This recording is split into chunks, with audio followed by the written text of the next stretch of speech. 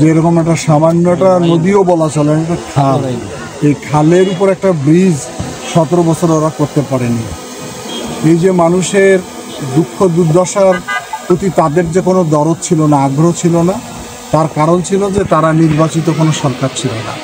এই ফ্যাসিবাদী শাসনের কারণে মানুষের দুঃখ দুর্দশায় তাদের কোনো আন্তরিকতা ছিল না। 5ই আগস্টের পর আমরা বিভিন্ন জায়গায় যাওয়ার সুযোগ পাচ্ছি।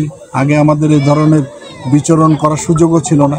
আমরা আমাদের পক্ষ থেকে বিভিন্ন জায়গায় মানুষের যে কষ্টগুলো লাঘব করার জন্য আমাদের নিজ উদ্যোগে এই যে যুবদল লালমনিরহাট জেলার ইতিমধ্যে একাধিক এ ধরনের ব্রিজ নির্মাণ করেছে।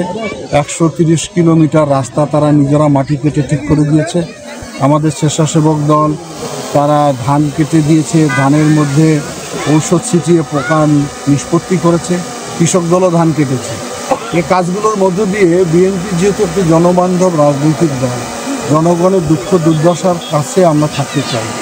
আর আন্তরিকতা থাকলে ক্ষমতায় যাওয়ার আগেই কাজগুলো করা সম্ভব। কিন্তু এখানে একটা ব্রিজের দীর্ঘদিনের দাবি রয়েছে, এটা হয়তো আমরা একটা টেম্পোরারি ব্যবস্থা করে দিয়ে দেবো। কিন্তু আমরা আশা করি সামনে যদি আমাদের এই অঞ্চলের মানুষ আমাদেরকে ম্যান্ডেট দেয়, তাহলে অবশ্যই এখানে একটি পাকা স্থায়ী ব্রিজ অবশ্যই আমরা করে দেব। এটি যেমন আমাদের অঙ্গীকার, পাশাপাশি আমাদের প্রিয় নেতা তারেক রহমান মানুষের কষ্ট দুঃখ দুর্দশা যেখানেই থাকবে সেখানে আমাদেরকে পাশে থাকার দায়িত্ব দিয়েছে। সেই দায়িত্বের কারণেই আজকে আমরা এখানে আমাদের যুবদলের উদ্যোগে একটি সুন্দর ব্রিজ আমরা নির্মাণ করে দিলাম। আমি আশা করি যে শীঘ্রই দেশে একটা অবাধ নিরপেক্ষ প্রতিযোগিতামূলক নির্বাচন হবে।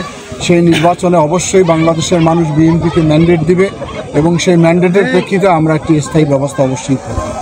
দৈনিক আজকের বাংলা .net